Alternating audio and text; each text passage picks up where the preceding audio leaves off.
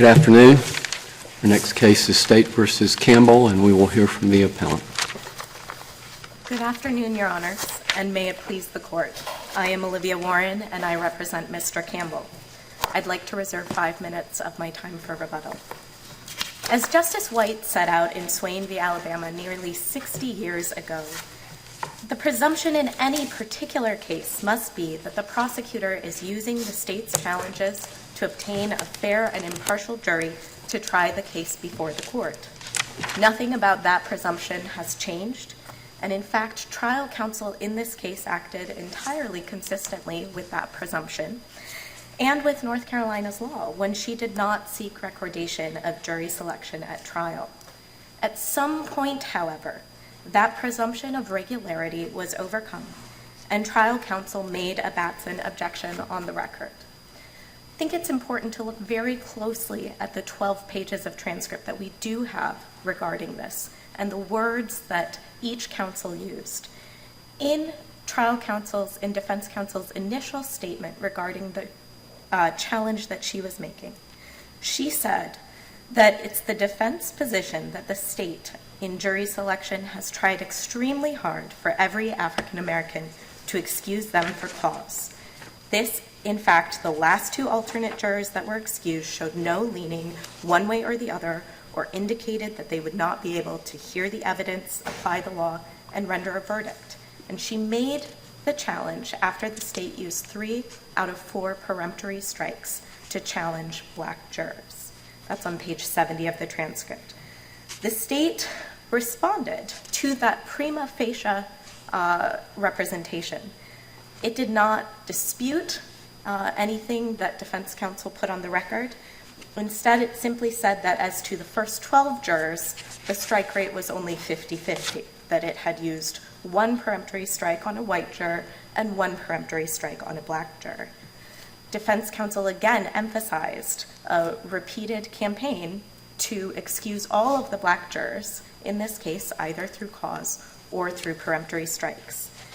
At that point, the trial court denied the Batson challenge at the prima facie step, at step 1.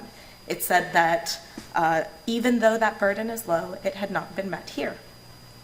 It then re-entered that ruling, and at some point it asked the state to put its reasons on the record.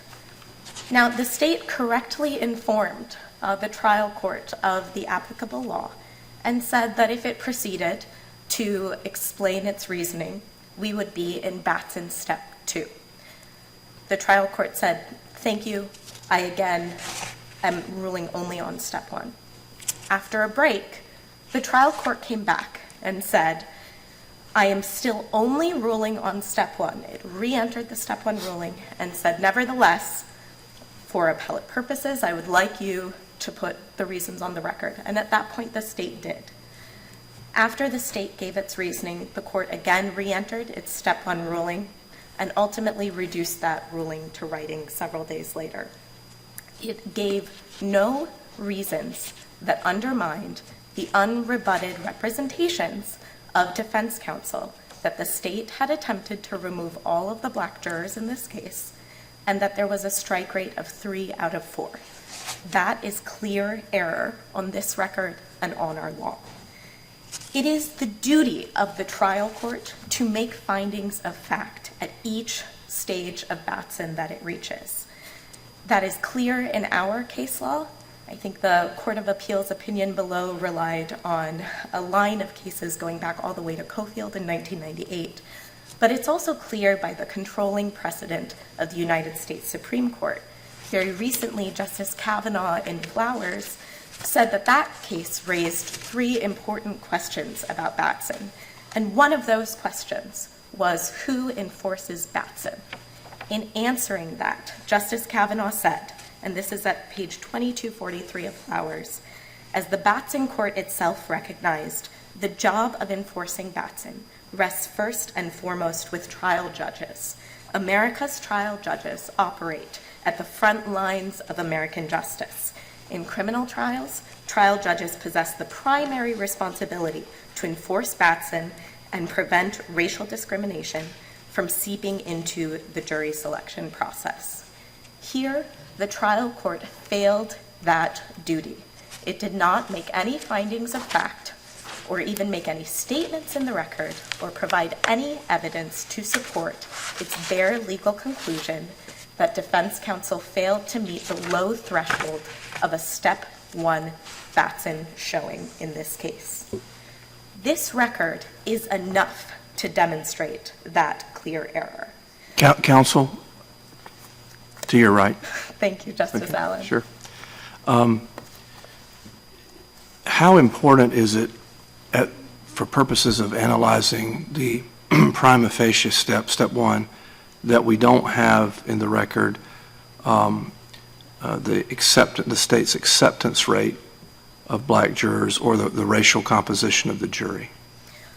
I think that in some cases that can be helpful, but it has never been found to be dispositive.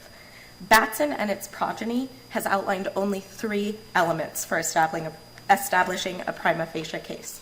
Those are simply a timely objection, identification of the cognizable group, and facts sufficient to raise an inference of discrimination. Here, we have facts sufficient to raise an inference of discrimination. They are either unrebutted or agreed on by the state and the trial court. And there is no countervailing evidence that the state was incentivized to offer and could have, and that the trial court itself might have found. In other cases, going back to Hoffman and coming all the way through to Hobbs and Bennett, we see as the trial court is making its Step 1 ruling, it often has a conversation with counsel, asking clarifying questions back and forth, and making some determinations regarding those elements that Your Honor is asking about on its own. Here, it failed to do that, but that does not mean that there is sufficient evidence to support its ruling on this record. And this record alone is enough to demonstrate the very low threshold, which is far below a preponderance at Step 1. Now, we know that 3 out of 4 of the jurors that the state exercised peremptory strikes against were black.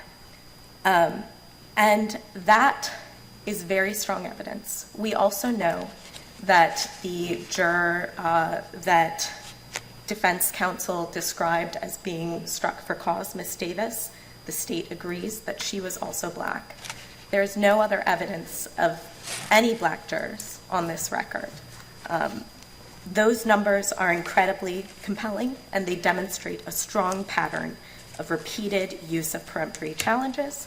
They also demonstrate a disproportionate use of peremptory challenges. Counsel, I apologize. In looking at the dissent in this case, the dissenting judge says, I would still not go so far on this record as to hold defendant met his burden to establish a prima facie case for Batson violation. What is the scope of our review given the language in the dissent? Your Honor, your review is not limited by the language in the dissent, but I do believe that on this record alone, this is sufficient and demonstrates clear error. If you disagree with me, I agree that a remand on Step 1 is appropriate, as Judge Hampson suggests. Well, did you file a PDR? Yes, Your Honor. Thank you. This record is enough based on this court's progeny. We know from Barden that numbers alone are not necessarily dispositive, but they can be strongly supportive. And indeed, most recently in Bennett, this court rejected the state's reliance on bright line numbers analysis in using the acceptance rate to rebut a prima facie showing. Here, the numbers are even stronger than they are in Barden. And Barden, immediately after the line that says numbers are not always necessarily dispositive, that court cautions that we should not split hairs over numbers. It says, this is on page 344, we are aware that we risk splitting hairs unduly if we attempt to distinguish between the 37.5% acceptance rate of prospective minority jurors in Gregory and the 28.6% rate here. However, we have also held that Step 1 of the Batson analysis is not intended to be a high hurdle. So again, The numbers are not always dispositive, but here they are very strong. This case is different from many of the other cases that you have heard today. The issue is small, the record is small, the appropriate relief is small. This case should be remanded for a step one hearing. Counsel, I think I heard you say that you had filed a PDR. What additional issues did you seek in a petition for discretionary review?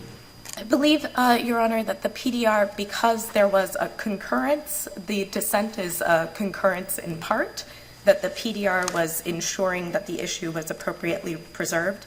It is just a one-issue PDR regarding the Batson determination. And I can pull up that language if Your Honor would like. And did we allow that?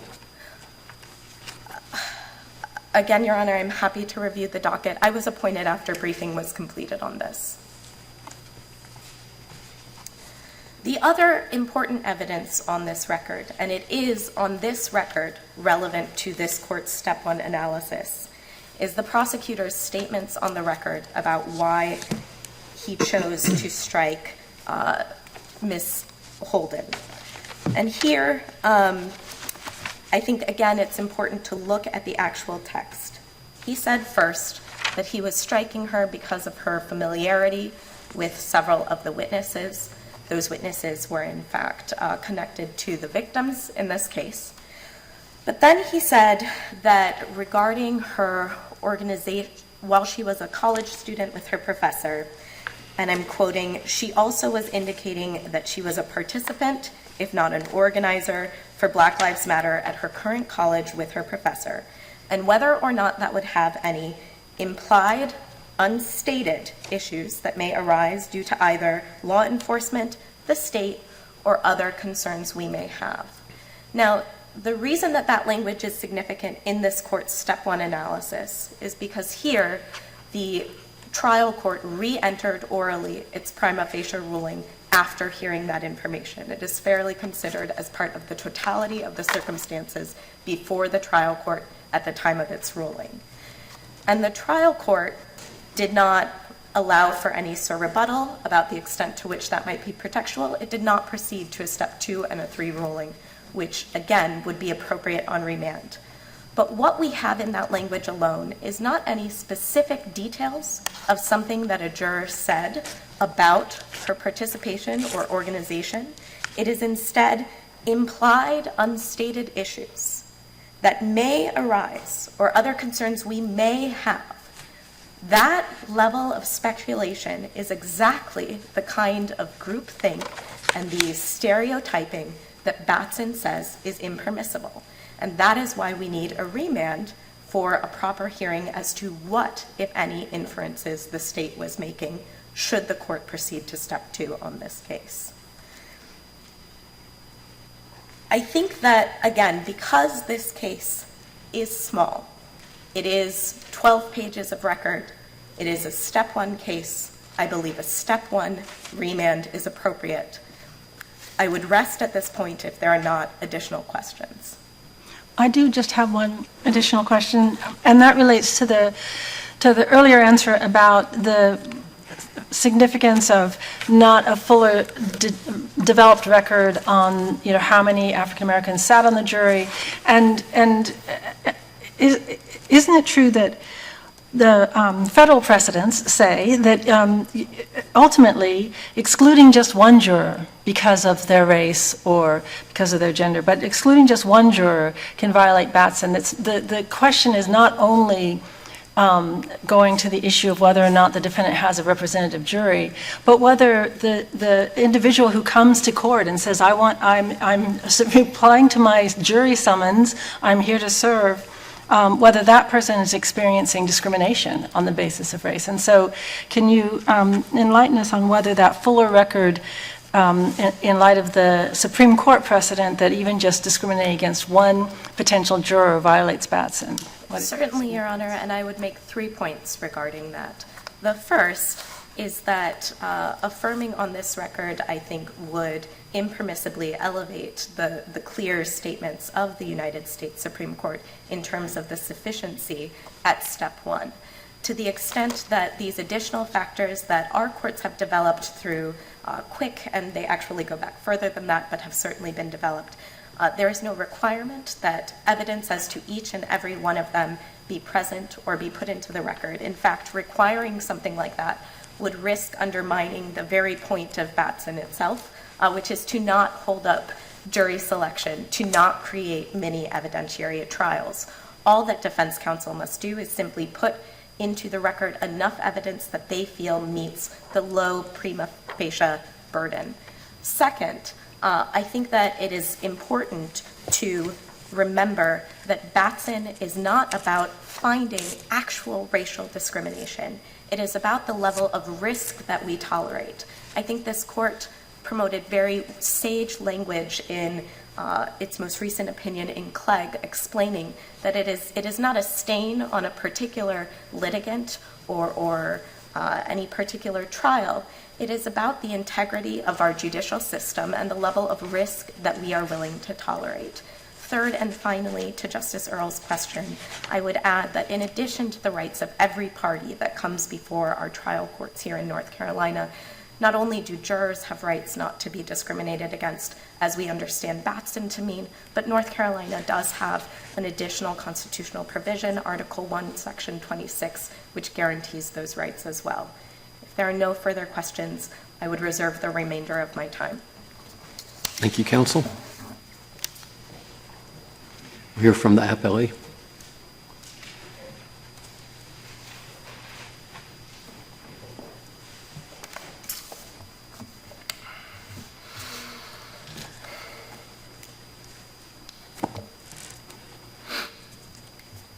Good afternoon, Your Honors. May it please the Court. My name is Michael Henry, and I'm an Assistant Attorney General with the North Carolina Department of Justice. I wrote the state's brief in this matter and will be arguing on behalf of the state today. The facts are all laid out in the brief, in short and relevant for our purposes here. Suffice to say that in April 2015, defendant forced his way into the home of his former girlfriend in the middle of the night, Portia James, fatally shot the man there, pistol whipped Portia in the presence of her 4-year-old child, took the child with him, eventually dropped her off with Portia's cousin, Kizzy Miller, in Tabor City, North Carolina, while Kizzy's daughter, Olivia, came to support Portia in the aftermath of the shooting and eventually drove Portia to pick up her child. In appealing the resulting conviction for first-degree murder, defendant does not and has never suggested any error with his conviction, other than the denial of his Batson objection during jury selection in 2017, which ultimately brings us here today. Given the expanse of the arguments and the counter-arguments and the alternative arguments, I want to largely focus today on what I believe to be the 3 or maybe really 4 key facts that govern resolution of this case. And by govern, I mean nearly all of defendant's arguments in one fashion or another, including the ones we just heard, come back to and ultimately run into the teeth of these facts. They are, as was discussed by defense counsel, the record contains almost none of the evidence that we typically see considered on appeal when evaluating a Batson ruling. The trial court record, however, does reflect wholly acceptable and typical reasons for exercising each of the peremptory challenges the state exercised in this case. It's 2. 3, all of the relevant burdens are on defendant here at trial. That includes the burden to identify the facts and circumstances that give rise to an inference of discriminatory purpose, as well as the burden to compile an adequate record. And on appeal, this burden is to demonstrate that the record, from that record, that the trial court clearly erred.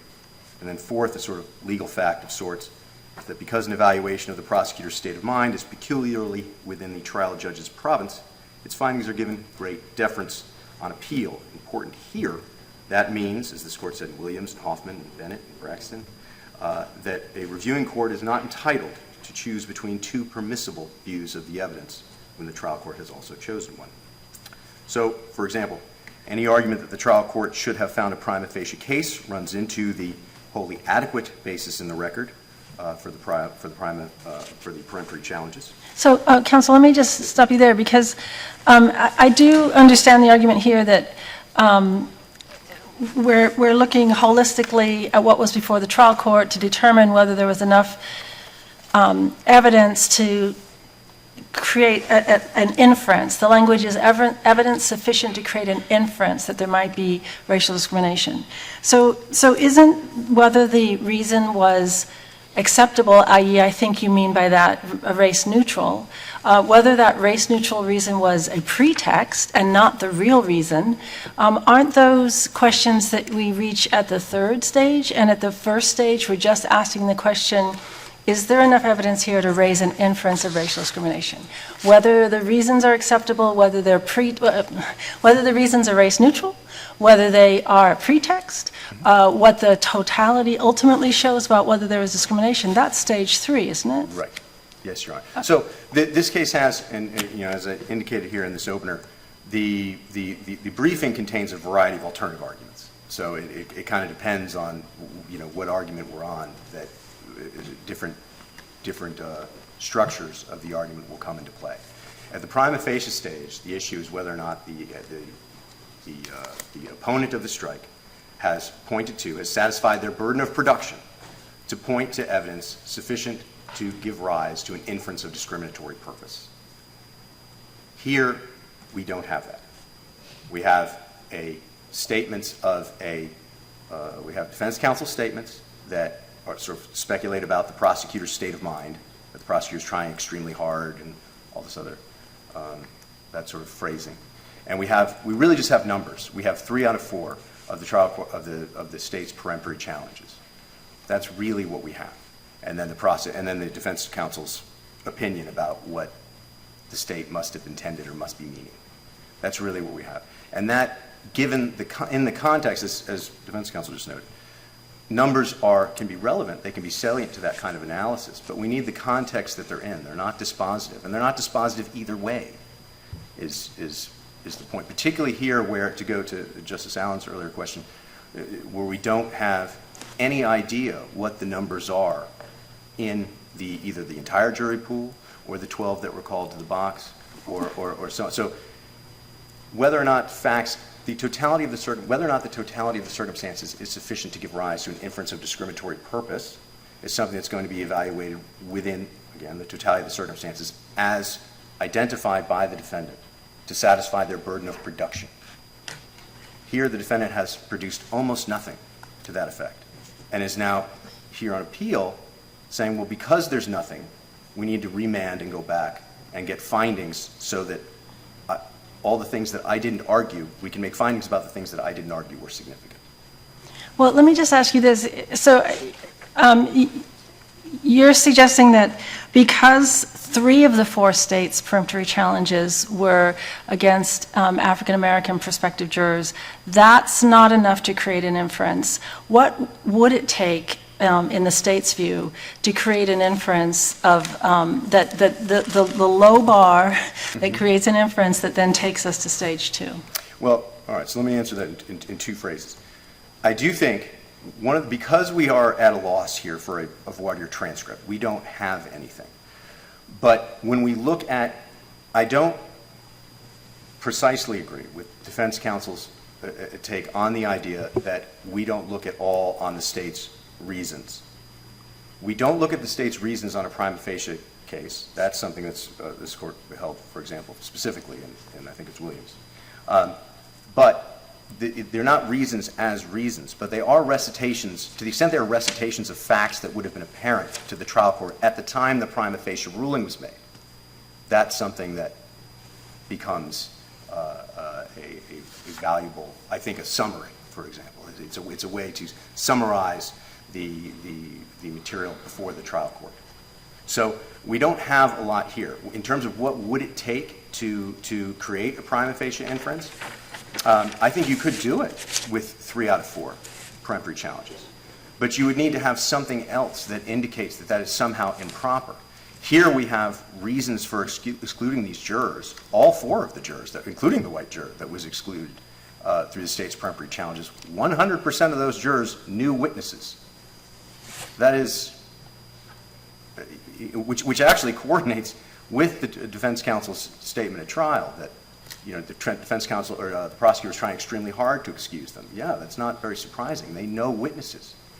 The prosecutor is trying to excuse them for cause, which is what the defense counsel's whole motion was. So I think and that would have been apparent to the trial court. That's one of those things that's not viewing it as the state's reason and part of a step 2 Batson analysis, but it's a recitation of the facts that are apparent to the trial court as part of the totality of the circumstances. They're not part of the facts that the defendant identified in satisfying the burden of production, but it is something that we know the trial court, or we have reason to believe, that the trial court saw. That sort of addresses that. Whether the trial court clearly erred in failing to find a prima facie case, as we've noted, the defendant had the burden of production. To create a prima facie case, you have the burden of production, just like any objection.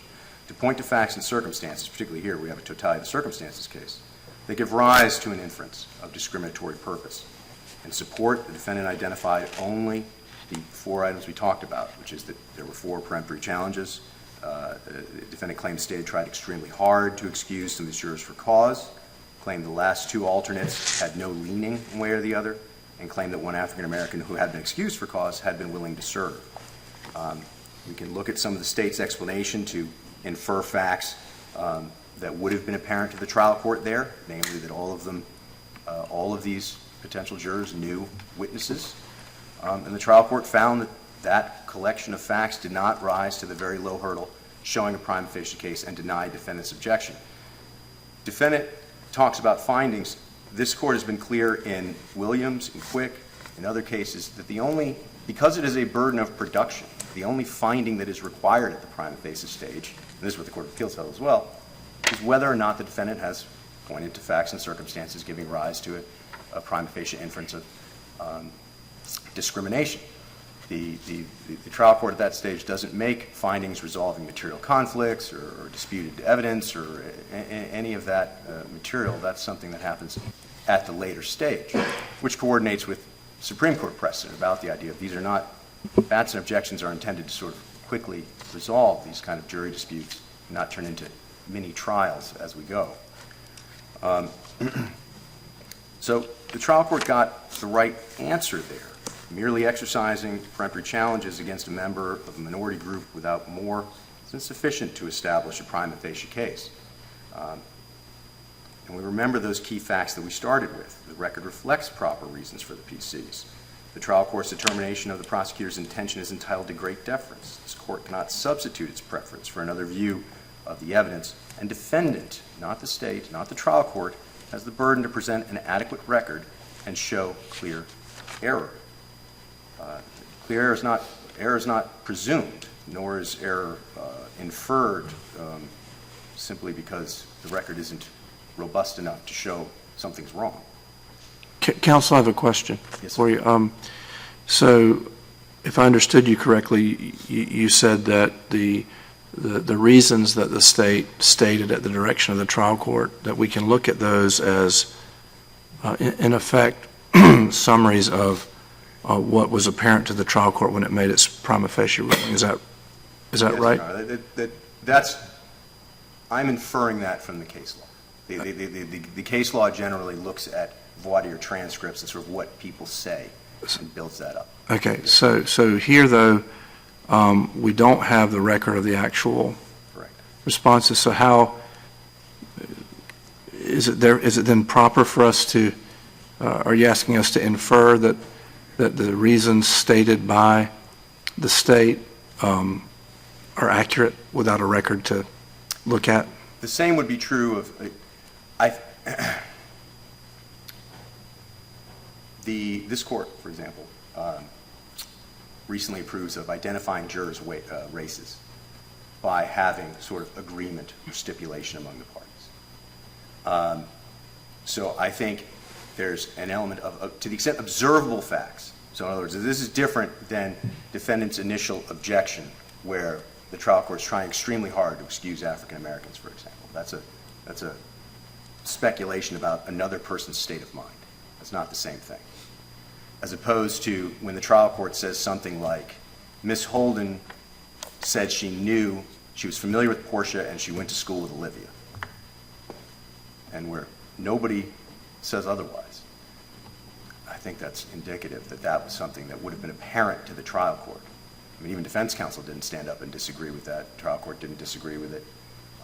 Or alternatively, we can simply say, well, sauce for the goose is sauce for the gander. We don't have a transcript of voir dire, and we are not going to credit either the state's recitation of observable facts that happened at the trial court, or the defendant's observation of any observable facts that they pointed to, in which case we just have nothing.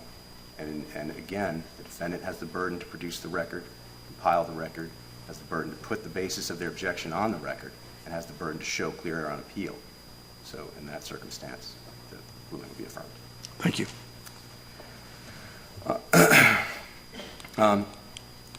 Going to one of the questions, I think this ties both to questions from Justice Allen and Justice Earls. This idea that we really have such a thin record, as defense counsel notes, it's this remarkably thin record. It really is just a couple of pages. This is all we have of everything that happened here.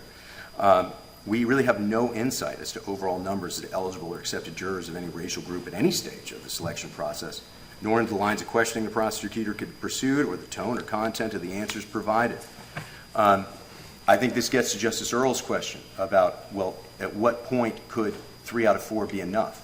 And the answer is, well, if we had some of this and it showed a problem, it could be enough. I think one of the most illustrative cases of that I've seen recently was provided by defense counsel earlier this week in People v. Silas.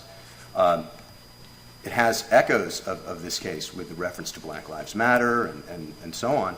But one of the things that's most remarkable about it is that if you read People v. Silas, it's a California case, it's not binding on this court, but one of the things that is remarkable about it is how big of a case it is. It's very thick, and that's because there's a big record, and the court recites a lot.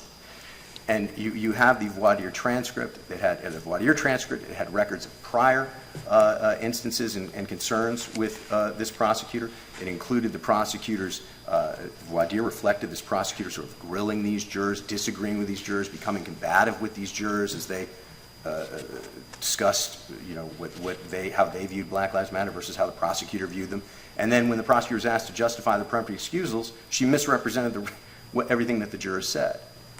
And the California Court of Appeals, unsurprisingly, said that doesn't work. You can't say that that's not a prima facie case.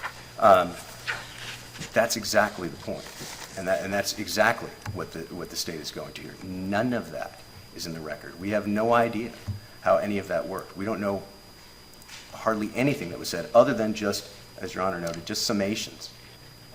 And that burden is on the defendant to compile an adequate record, not just with bats and objections, but with anything. We don't presume error merely because we don't have a record upon which to sort of put ourselves in the shoes of the trial court. All right.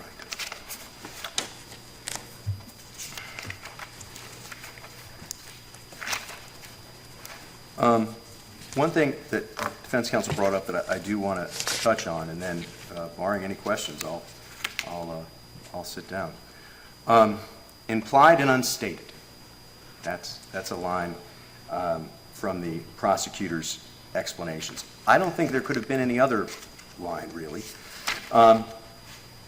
If we read the citation, this is on page 79 to 80 of the transcript. So the prosecutor had just explained that Ms. Holden, just like every other juror who had been excluded or had been peremptorily challenged, was familiar with witnesses.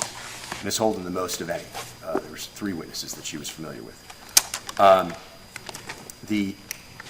then the prosecutor explained that and then said, an additional reason for the peremptory strike against Ms. Holden was the fact that she was describing her political science background and her nature as a student. And she was also indicating that she was a participant, if not an organizer, for Black Lives Matter at her current college with her professor, whether or not that would have any implied or unstated issues that may arise. I don't read that in the nefarious way that the defense would like us to read it. I think if potential bias is unquestionably a valid reason, potential bias against law enforcement of the state is unquestionably a valid reason to exercise a peremptory challenge. If it had been express or overt, I would expect that the prosecutor's motions to excuse her for cause would have been granted. That's why the prosecutor, that's the only reflection on the record as to why the prosecutor would have been seeking to get her excused. We don't know how she described the political science advocacy. We don't know how she described her student work, her collegiate efforts. We don't know how she described what she does with the professor. We don't know what she described about how the professor worked. We don't know any of that. But I think topically, any of that could have given rise to an inference that she may be predisposed to have a bias against the state or a bias against law enforcement. If it had been express or overt, she would have been excused for cause, which makes perfect sense. So I don't see anything in that to suggest that the reason for the excusal was either that she was African American or the particular organization. I think you could switch the National Rifle Association or something for the same thing, and you would have the same explanation. The concern is potential bias, which could have come up, or we would assume would have been inferable from the way she described her interactions, political science advocacy and so on. But again, we don't have the record. We don't have the voir dire transcript because it was excluded from recordation.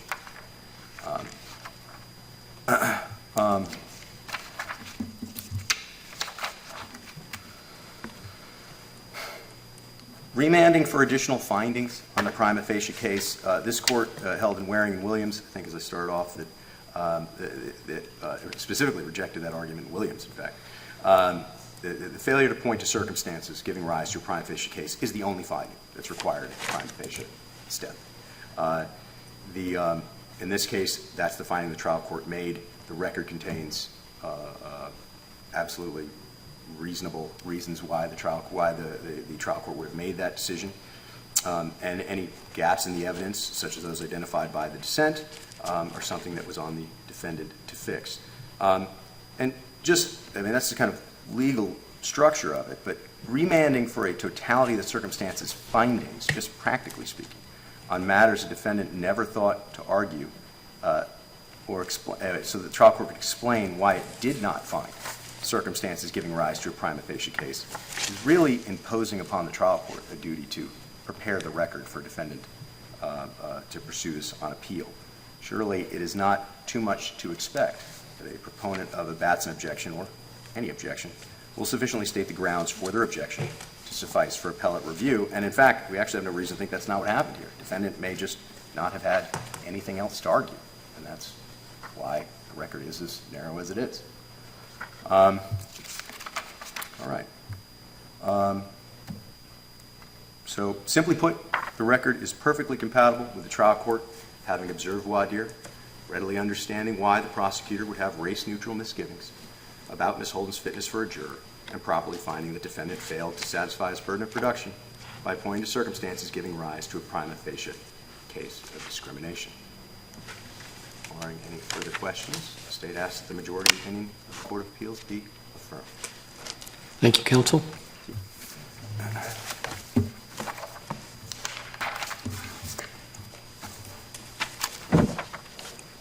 Rebuttal? Yes. The state would like to have it both ways here. They say that we can't consider the reasons that the prosecutor articulated on the record prior to the trial court re-entering its prima facie ruling as part of the prima facie ruling. But then they say that nevertheless this court can use those reasons to bolster the trial court's bare order. That cannot be. Either these reasons are a part of the step one consideration and they should be appropriately considered. I think that if the court decides that, these reasons make clear that race was on the prosecutor's mind. I agree with the state. You could insert the NRA into the prosecutor's statement. You could insert the Daughters of the American Revolution. You could insert any number of organizations because the statement is so generic, but the state didn't say those. The state said Black Lives Matter, and that organization has a racially disproportionate membership and support. Thus, we know from this record that race was on the mind, and that is supportive of the totality of the circumstances at step one. Every court that has considered Black Lives Matter in jury selection has found that it supports an inference of impermissible discrimination. It has not found it dispositive, but courts have found in Gresham that it supports an inference and the burden at step one, and in Cooper and in Silas at step three as part of the consideration there. I want to be very clear that I believe this record demonstrates clear error even without consideration of the additional statements made by the state. But you cannot use those additional statements if you don't consider them as part of the step one. the additional record after the trial court made its ruling cannot be used to bolster or absolve the trial court of its duty here. This record strongly suggests that the only black jurors of the 21 that were questioned were removed, 1 for cause and 3 using peremptory strikes. The state even, after this ruling is over, puts in additional information citing white jurors. The trial court, in sufficiently supporting its order, could have made findings. It could have simply said, I'm looking around and I see that the majority of jurors seated in the box are black. I believe that the majority of jurors in this room are black, and thus I see no prima facie case, even despite this very compelling numeric evidence. But the trial court didn't do that. The state did not do that. And the defense counsel put in the evidence it felt was sufficient to meet the very low threshold. This ruling has no support in the record, and it should be remanded for the trial court to either explain its ruling or make additional findings of fact at the step 1 inquiry. Batson does not require a quantum of evidence that defense counsel or any party must present at step 1. That is a very low burden, and changing the amount of evidence or the specific kinds of evidence that need to be presented would contravene Batson and its progeny. This case is about ensuring that our trial courts get Batson right. It is small. It is a small record, and it is a small remand, but it is nevertheless important because trial courts have the duty to put the reasons for their ruling in the record. This does not impose a burden on the trial court. I am not advocating that the trial court conduct extensive weighing or anything like that. It simply must put sufficient information and factual findings in the record to support its conclusion. We hold that not just in Batson, but in every and any ruling that a trial court makes. And Justice Kavanaugh has reminded us, as the United States Supreme Court did repeatedly over the last 30 years, that the records must be supported. This court found an identical error in Hobbs in 2020, where the Step 3 ruling was not supported by the record. Here, the Step 1 ruling is not supported by the record, and this case cries out for remand on Step 1.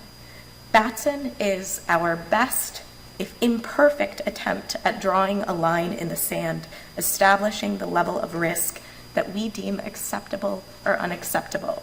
Here, where there is unrebutted testimony from defense counsel that the state was trying to remove all black jurors in this case, that 1 was removed from cause, and that the state used 3 of its 4 strikes, of its 4 peremptory strikes against black jurors in what is a majority white county.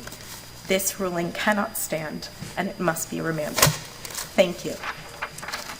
Thank you, counsel. Thank you to both counsel. Mr. Clerk.